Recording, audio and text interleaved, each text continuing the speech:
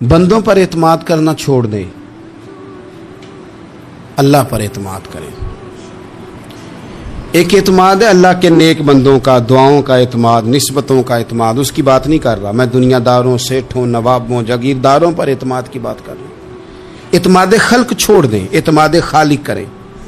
بندوں پر بھروسہ نہیں، بھروسہ اللہ کی ذات پر۔ جو بندہ رب کی ذات پر بھروسہ کرتا ہے مضبوط ہو جاتا ہے، طاقتور ہو جاتا ہے، کمزور نہیں پڑتا۔ یہ ضروری نہیں کہ آپ کے دوست مخلص نہیں تھے تو اس لیے آپ کا کام نہیں ہو سکا، یہ ضروری نہیں ہوتا۔ ہو سکتا ہے آپ کے دوست پورے مخلص ہوں، تعاون بھی پورا کرنے کو تیار ہوں، پر رب کریم کا ارادہ قدرتی نہ ہو کہ آپ کا کام ہو۔ کیا کر لیں گے آپ کے احباب، آپ کے دوست کیا کر لیں گے؟ اللہ کا ارادہ قدرتی نہیں۔ شاید اسی لیے کسی درویش نے کہا تھا کہ خوش نصیب وہ ہے جو اپنے نصیب پہ راضی ہے۔ وہ شاید زیادہ نصیب والا ہے جو اپنے نصیب پہ خوش ہو گیا۔ عزیز دوست، چیزوں کو سمجھ لیں اور اچھی طرح سے آپ سمجھ لیں کہ ہو سکتا ہے کہ آپ کے دوست آپ کو پورا کندھا دینا چاہ رہے تھے، وہ تیار تھے، پر اس وقت آپ کا نصیب ہی کچھ اور تھا۔ آپ ان خزانوں پر زیادہ توجہ کریں جو خزانے رب کے پاس ہیں۔ ہمیں اپنے تعلقات پر بڑا بھروسہ ہوتا ہے، ہمیں بڑا پتہ ہوتا ہے اتنے لوگوں سے میرا جرانہ ہے، فلانے سے میرے دوستی ہے۔ اور بھائی یہ سارے کام تب ہوں گے جب رب چاہے گا۔ بہترین ڈاکٹر کے پاس جا کے دوا کھا لے میرے عزیز، شفا تبھی ہوگی جب میرا اللہ چاہے گا۔ سارے ٹیسٹ کر لیے ہیں ڈاکٹر نے مریض کے، ساری رپورٹیں آ گئی ہیں، ہر چیز ٹھیک ہے، لیکن نہ وہ کھا پاتا ہے، نہ وہ سو پاتا ہے، نہ وہ چل پاتا ہے، نہ وہ ہنس پاتا ہے۔ اس نے پوری دنیا جہاں تک اس کی دوڑ تھی اس نے لگا لی، لیکن لازمی نتیجہ یہ نکلتا ہے کہ اسے کہنا پڑتا ہے کہ ہوگا وہی جو میرا رب چاہے گا۔ اس لیے جو خزانے میری جیب میں، آپ کی جیب میں ہیں، جو تعلقات ہمارے ہیں، ان تعلقات پر بھروسہ نہ کرو، بلکہ وہ خزانے جو اللہ کے پاس ہیں ان پر بھروسہ کریں، آپ مضبوط ہو جائیں گے۔ داتا گنج بخش علی اجمیری وہ کہتے ہیں کہ علاقے میں قحط پڑ گیا تھا، گندم کا ایک دانہ لوگوں کو میسر نہیں تھا، بارش نہیں ہوئی، سالوں بیت گئے، لوگ بڑے پریشان تھے، بڑی آزمائش میں تھے، ہر بندہ تکلیف میں تھا۔ بازار میں لوگ آتے تھے تو سہمے سہمے سے، ڈرے ڈرے سے، پریشان پریشان سے۔ قحط ہے، آزمائش ہے، مجبوری ہے، جانور بھوکوں مر رہے ہیں۔ اللہ تبارک و تعالیٰ کی طرف سے لوگوں پر ایک آزمائش ہے، لوگ صبر کر رہے ہیں۔ کہتے ایک غلام بازار آیا تھالا لے کے کچھ خریدنے، آیا بھی تو اٹکیلیاں کرتا، اور چیزیں خریدی تو ہنستے ہوئے، اور جانے لگا تو مسکراتے ہوئے۔ پریشانیوں میں، دکھوں میں کو بندہ اگر اس طرح ہنسے تو بعضوں کا طبیعت چڑ جاتی ہے کہ یار ہم پریشان ہیں، تجھے کس بات کی خوشیاں چڑھی ہوئی ہیں۔ کہتے ہیں لوگوں نے بازو تھام کے غصے سے کہا تو اتنا خوش کیوں ہے جب سارا شہر پریشان ہے، سارا ملک آزمائش میں ہے، تو اتنا کیوں ہنس رہا ہے؟ کہنے لگا تم ہوگے پریشان، میں جس کا غلام ہوں نا، میرا جو آقا ہے اس نے اپنے برتن بڑے پہلے گندم سے بھر لیے تھے، میرے آقا کے بڑولے بھرے ہوئے ہیں، لہذا میں کسی پریشانی میں نہیں ہوں، خوش ہوں۔ داتا علی اجمیری رحمت اللہ علیہ کمال کر گئے، سید حجویر مخدوم امم۔ داتا صاحب فرماتے ہیں اگر تیرا اور میرا رب کے خزانوں پر اتنا بھی یقین ہو جائے نا جتنا اس غلام کا اپنے آقا کے خزانے پہ ہے، تو پھر ہم ہر وقت رو کے نہ دکھائیں، پھر ہر وقت ہم غربتوں کے رونے نہ روئیں، پھر ہر وقت ہم یہ مایوسیوں کی کہانیاں نہ سنائیں۔ لوگ اگر کہیں کہ بڑے دکھ ہیں، بڑی آزمائش ہے، بڑی پریشانی ہے، دنیا بڑی تکلیف میں، بیماریاں آ گئیں، آفتیں آ گئیں، تو بندہ مومن ہنس کے کہتا ہے تم پریشان ہوگے، ہم تو جس رب کے ماننے والے ہیں اس کے خزانے بھرے ہوئے ہیں، اور ہمارا رب عطا کرتا ہے تو پھر اپنے کرم سے اس طرح عطا کرتا ہے کہ وَيَرْزُقْهُ مِنْ حَيْثُ لَا يَحْتَسِبُ۔ وہ کہتے ہیں میں اتنا دوں گا اور وہاں سے دوں گا کہ تجھے خبر بھی نہیں ہوگی، میں تجھے وہاں سے دوں گا کہ تو نے کبھی سوچا بھی نہیں ہوگا۔ آپ اگر چاہتے ہیں کہ زندگی سکون میں آ جائے، سکون میں، تو لوگوں کی جیبوں پہ نظر چھوڑ دیں، رب کے خزانوں پہ نگاہ جمائیں۔ اتنا نوازتا ہے، اتنا نوازتا ہے، اتنا نوازتا ہے کہ انسان حیران ہو جاتا ہے کہ مجھے اتنا بھی مل سکتا ہے۔ انسان طاقتور ہو جاتا ہے جب وہ سمجھتا ہے کہ سارا کچھ میرے رب کے دست قدرت میں۔ پھر وہ کوئی تخریب نہیں کرتا، کوئی غلط رستہ اختیار نہیں کرتا، کوئی چور دروازہ اختیار نہیں کرتا، بلکہ وہ اپنے رب کی رضا پہ راضی رہنے کا عادی ہو جاتا ہے۔ اب اللہ تبارک و تعالیٰ نے ایک قانون بنایا ہے، اور قانون ہمیں رب کریم نے اس طرح سمجھایا ہے کہ یہ ضروری نہیں ہے کہ جو تم طلب کر رہے ہو یا جو تم چاہ رہے ہو وہی ہو، اور وہ ہو تو وہ تمہارے حق میں بہتر بھی ہو۔ کوئی ضروری ہے کہ جو ہم چاہ رہے ہوں وہ بالکل ٹھیک ہی ہو اور وہ ہمیں مل ہی جائے؟ یہ کوئی ضروری ہے؟ کبھی بھی اپنی زندگی میں اس طرح کی تڑپ نہ پیدا کریں، ورنہ آپ بے چین ہو جائیں گے۔ آپ کی زبان پر کئی شکوے آئیں گے، کئی شکایتیں آئیں گی، آپ بہت ساری جگہوں پہ نافرمانی والے جملے بول دیں گے معاذ اللہ۔ بس رب جو فیصلہ کرے اس پہ راضی رہنا سیکھیں۔ فرما کل نفس ذائقۃ الموت، ہر جان نے موت کا ذائقہ چکھنا ہے۔ یہ پہلے یہ جملہ کہا اور اسی سے ملتا جلتا جملہ آخر میں کہا، اور درمیان میں کیا کہا؟ فرمایا کل نفس ذائقۃ الموت، ہر جان نے موت کا ذائقہ چکھنا ہے۔ وَنَبْلُوكُمْ بِالشَّرِّ وَالْخَيْرِ فِتْنَةً، فرمایا ہم تمہیں آزمائیں گے، بھلائی کے ذریعے بھی اور برائی کے ذریعے بھی ہم تمہیں آزمائیں گے۔ وَإِلَيْنَا تُرْجَعُونَ، اور تمہیں ہماری طرف ہی لوٹ کے آنا ہے۔ پہلے کہا ہر نفس نے موت کا ذائقہ چکھنا ہے، آخر میں فرمایا کہ تم ہماری طرف ہی لوٹ کے آؤ، اور بیچ میں کیا فرمایا؟ وَنَبْلُوكُمْ بِالشَّرِّ وَالْخَيْرِ فِتْنَةً، ہم تمہیں برائی کے ساتھ بھی آزمائیں گے، بھلائی کے ساتھ بھی آزمائیں گے، صحت دے کے بھی آزمائیں گے، بیماری دے کے بھی آزمائیں گے۔ نرا زوالی آزمائش نہیں ہوتا، عروج بھی آزمائش ہوتا ہے۔ نری بھوک کی آزمائش نہیں ہوتی، زیادہ پیسے بھی آزمائش ہوتے ہیں۔ انسان کے لیے صرف اس کا کمزور جسم ہی آزمائش نہیں ہوتا، اس کا طاقتور وجود بھی آزمائش ہوتا ہے۔ فرمایا ہم تمہیں آزمائیں گے، بس خیال رکھنا کہ وَإِلَيْنَا تُرْجَعُونَ، لوٹ کر تمہیں ہمارے پاس ہی آنا ہے۔ اور میرے نبی پاک صلی اللہ تعالی علیہ وآلہ وسلم ارشاد فرماتے ہیں، رب جب کسی قوم سے محبت کرتا ہے تو انہیں آزمائش میں مبتلا کر دیتا ہے۔ پھر فرمایا اگر وہ اس پر صبر کریں، اللہ کی قضا پہ راضی رہیں، تو پھر اللہ بھی ان سے راضی ہو جاتا ہے، اور اگر وہ ناراضگی کا اظہار کریں کہ یہ مصیبت کیوں آئی تو پھر اللہ بھی ناراض ہو جاتا ہے۔ اللہ تبارک و تعالی ضرور آزمائے گا، خیر کے ساتھ بھی اور پریشانی کے ساتھ بھی۔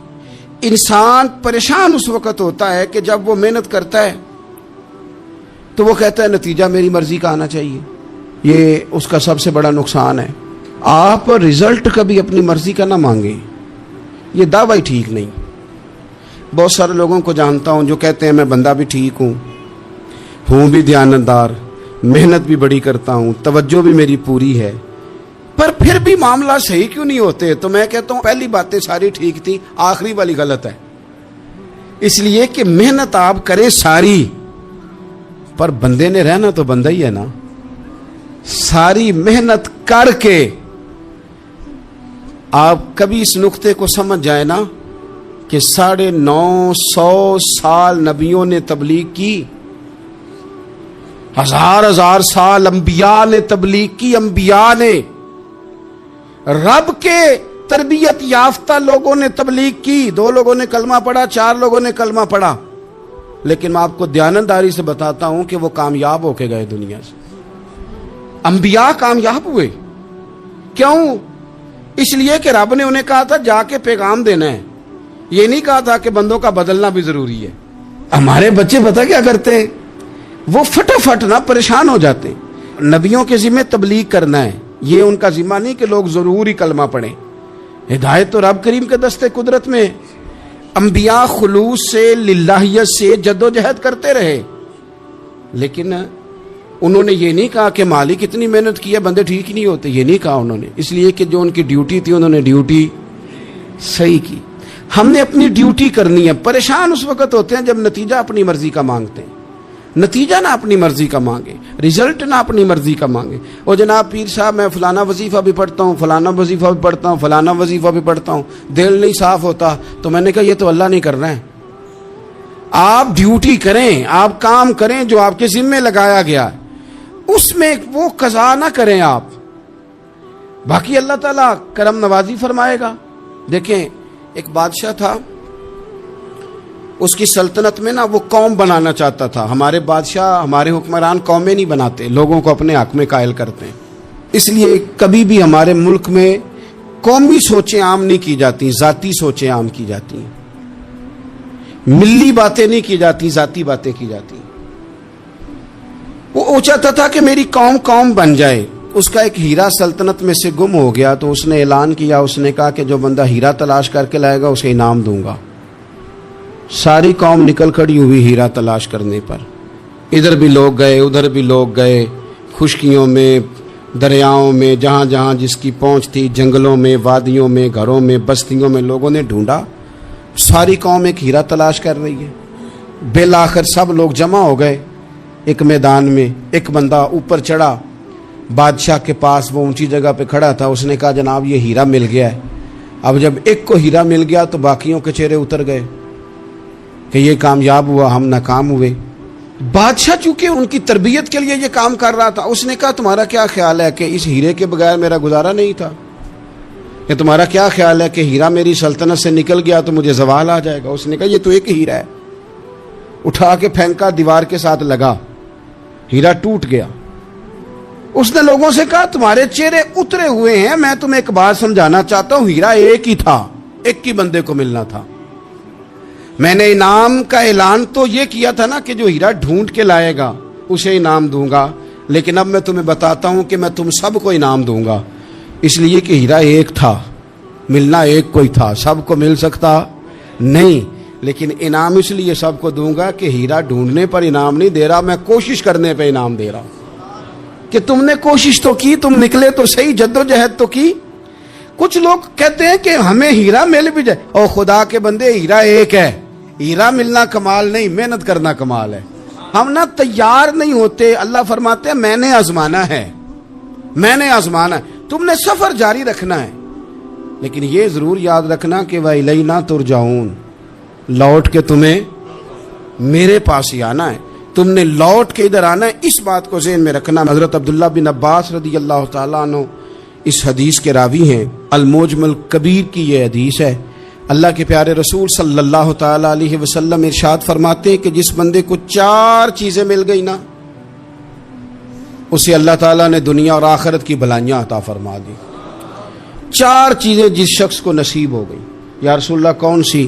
حضور فرماتے ہیں جس کو شکر کرنے والا دل مل گیا, اور کریم محبوب فرماتے ہیں جسے اللہ تعالیٰ کا ذکر کرنے والی زبان مل گئی, اور حضور فرماتے ہیں جسے مصیبت پر صبر کرنے والا بدن مل گیا, اور جسے ایسی بیوی مل گئی جو نہ اس کے مال میں خیانت کرے گی, نہ اس کی عزت میں خیانت کرے گی. جسے یہ 4 چیزیں مل گئیں وہ خوش نصیب ہے, دنیا بھی بن گئی, آخرت بھی بن گئی. کامیابی صبر آ جانے کا نام ہے, کامیابی شکر حاصل ہو جانے کا نام ہے. کامیابی میرے عزیز یاد رکھ لے کہ انسان اللہ کے ذکر میں لگ جائے تو اس کا نام ہے کامیابی. ہم نے کس کو سمجھ لیا؟ اپنی زندگی میں ایک تو محنت کریں, نتیجہ اللہ پہ. دوسری بات, امیدیں ذرا چھوٹی وابستہ کریں, لمبی نہ بنائیں. ایک ہے منصوبہ سازی کرنا مستقبل کی, وہ غلط نہیں. میرے نبی پاک علیہ السلام کا فرمان کاش کبھی ہم سمجھ جائیں. حضور نے ایک دن صحابہ سے فرمایا تھا حیا کرو. کہا صحابہ سے, سمجھایا ہمیں, فرمایا حیا کرو. یا رسول اللہ کس بات سے؟ فرمایا وہ والا مال کماتے ہو جو کھا ہی نہیں سکتے, اور وہ والے مکانات بناتے ہو جن میں تم رہ ہی نہیں سکتے, اور ان چیزوں کا سوال کرتے ہو جن کی تمہیں ضرورت ہی نہیں. اتنے لمبے محلات, اتنا لمبا چوڑا مال, اتنا لمبا چوڑا پیسہ, اتنی لمبی امیدیں, اتنی لمبی داستانیں, انسان کمزور ہو جاتا ہے. ساری زندگی حساب کتاب میں بیت جاتی ہے. دیکھیں نا حضور علیہ السلام نے فرمایا یہ جو غریب لوگ ہیں نا، یہ مالداروں سے 50,000 سال پہلے جنت میں داخل ہو جائیں گے۔ کیوں؟ اس لیے کہ جس کے بیگ زیادہ ہوتے ہیں نا، ایئرپورٹ پہ پھنس جاتا ہے، الجھ جاتا ہے۔ وہ کبھی ایک آیا، دوسرا نہیں آیا، تیسرا نہیں آیا، چوتھا نہیں آیا۔ اور جو ہینڈ کیری والے ہوتے ہیں نا، 2 جوڑے، وہ تو بس جناب سب سے پہلے وہی نکلتے ہیں، اور ان کی گاڑی بھی کسی رش میں نہیں الجھتی، گھر وقت پہ پہنچ جاتے ہیں۔ مال تھوڑا تو حساب بھی تھوڑا۔ تو ہم نا لمبی امیدوں کے چکر میں اس لیے پریشان ہے۔ رب کہتا ہے وَإِلَيْنَا تُرْجَعُونَ، تم نے اپنے گھر واپس آنا ہے، تم نے ادھر لوٹنا ہے۔ تم اتنے لمبے چوڑے معاملات کا شکار نہ ہو جانا۔ آپ اگر سکھی رہنا چاہتے ہیں نا تو عاجزی اختیار کریں۔ کیوں؟ کہ جب آپ عاجزی اختیار کریں گے تو آپ کو اللہ کی مخلوق اچھی لگنے لگ جائے گی۔ کیوں؟ کہ آپ اپنے سے بھی کسی کو بہتر سمجھتے ہیں۔ جب تک آپ میں تکبر ہے، میں نے دیکھا ہے کہ لوگ تکبر کا شکار ہو جاتے ہیں، کسی کو جھوٹا، کسی کو بددیانت، کسی کو فراڈیا، کسی کو دھوکے باز، کسی کو ڈاکو، کسی کو چور، کسی کو غدار، کسی کو فلانا، کسی کو فلانا۔ اصل بات کیا ہے؟ اصل بات یہ ہے کہ اس شخص کے دماغ کے اندر تکبر کا سودا سما گیا، یہ کسی چکر میں پڑ گیا ہے، اس کو ہیضہ ہو گیا ہے پرہیزگاری کا۔ یہ سمجھنے لگے کہ جو میں سوچتا ہوں وہ صرف وہی ٹھیک ہے۔ تیرا یہ دعویٰ ہے کہ ساری مخلوق ٹھیک نہیں، اور میرا رب فرماتا ہے لَقَدْ خَلَقْنَا الْإِنسَانَ فِي أَحْسَنِ تَقْوِيمٍ، میں نے مخلوق بنائی بڑی سونی ہے۔ ہم نا جب یہاں آ جاتے ہیں نا، یہاں ایک شخص تھا جس کا نام تھا بلعم بن باورا، یہ بڑا مستجاب الدعوات تھا، جو دعا مانگتا تھا اللہ قبول فرما لیتا، پرہیزگار تھا۔ اسم اعظم اللہ نے اسے عطا کر دیا۔ حضرت موسیٰ علیہ السلام کے دور میں حضرت موسیٰ علیہ السلام نے جب اپنی قوم کو لے کے جبارین کے خلاف جہاد شروع کیا، نکلے تو اس طرف آنا تھا جس طرف یہ رہتا تھا۔ لوگ سارے اکٹھے ہو کے اس کے پاس آئے، آ کے کہنے لگے حضرت موسیٰ علیہ السلام آ رہے ہیں اپنی قوم کو لے کے حملہ کرنے کے لیے، تو دعا کر دے، معاذ اللہ نبی کے خلاف دعا کر دے، تو بد دعا کر دے تاکہ وہ آ نہ سکے، تیری دعائیں قبول ہوتی۔ پہلے تو کہنے لگا کہ کتنے بدبخت ہو، مجھے نبی کے خلاف بات کرنے اور دعا کرنے کا کہہ رہے ہو، معاذ اللہ، بدبخت ہو، دوڑ جاؤ۔ لیکن اللہ سے یہ توفیق مانگے کہ وہ انسان کا شعور سلامت رکھے، شعور سلام۔ حضرت سلطان باؤ رحمۃ اللہ علیہ نے اپنے دور میں کہا تھا کہ ایمان سلامت ہر کوئی مانگتا ہے، عشق سلامت کوئی، وہ تو انہوں نے کہا تھا نا۔ اور آج کیا حال ہے کہ مال سلامت ہر کوئی مانگتا ہے، تو ایمان سلامت کوئی۔ اب کہاں ایمان سے، اب تو مال سلامت مانگتے ہیں الا ماشاء اللہ۔ تو انہوں نے کہا تھا کہ ہمارے دور میں سارے ایمان کی سلامتی مانگتے ہیں اور میں عشق کی مانگتا ہوں۔ اور میں لوگوں کو کیا کہوں، میں تو یہی کہہ سکتا ہوں حضرت سلطان صاحب سے معافی لے کے کہ حضور ہنتے مال سلامت ہر کوئی منگدا ہے، تھے ایمان سلامت کوئی۔ اب تو یہ حال ہو گیا۔ او بلعم بن باورا غلط فہمی ہو گئی، پہلے تو لوگوں کو اس نے ڈانٹ دیا، لیکن جب لوگ دوبارہ آئے نا تو تحفے طائف لے کے آئے، لالچ میں آ گیا، پاگل ہو گیا، بیوقوف ہو گیا۔ ہرس ہوس یہ کہیں کا نہیں چھوڑتا انسان کو۔ لوگ نیک لوگوں سے بھی دینداری کا رشتہ نہیں بناتے، دنیا داری کا بنا لیتے۔ وہاں سے بھی مال ڈھونڈتے ہیں جہاں آ کے انہیں دنیا بھول جانی چاہیے تھی۔ مال آیا، دولت لے کے آئے لوگ، انہوں نے تحفے طائف دیے، وہ کہنے لگا ٹھیک ہے، پہلے ڈانٹ رہا تھا کہ نبی کے خلاف میں بد دعا کروں اور اب تیار ہو گیا، معاذ اللہ۔ گدھے پہ بیٹھ کے یا گدی پہ بیٹھ کے جا رہا ہے کہ پہاڑ پہ چڑھ کے حضرت موسیٰ علیہ السلام اور ان کی قوم کے خلاف معاذ اللہ بد دعا کرتا ہوں۔ تو رستے میں جاتے ہوئے نا گدی نے منہ پھیر کے کہا کہ باز آ جا۔ گدی کہنے لگی تو مجھے آگے بھیجتا ہے، فرشتے مجھے پیچھے بھیج، باز آ جا۔ بڑے لوگ کانوں میں اذانیں پڑھتے ہیں کہ سیانا ہو جا، سیانا ہو جا، لیکن جب کسی پر بدبختی غالب آتی ہے تو پھر وہ سمجھدار ہونے کو تیار نہیں ہو۔ اللہ تعالیٰ اپنی خفیہ تدبیر سے ہمیں محفوظ فرمائے۔